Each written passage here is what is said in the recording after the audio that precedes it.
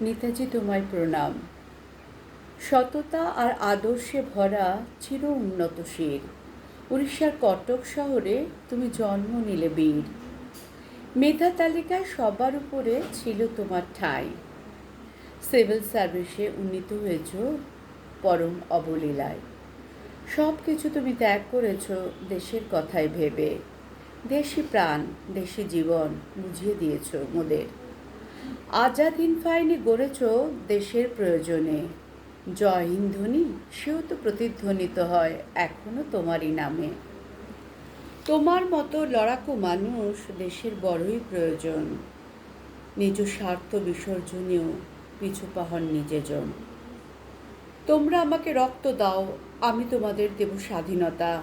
তোমার মতো মানুষের মুখেই মানাতো এসব কথা। ধন রত্ন সম্পদ সব কিছু দিয়ে বিসর্জন। কোটি কোটি মানুষ মিলিত হলো তোমায় জানাতে অভিবাদন।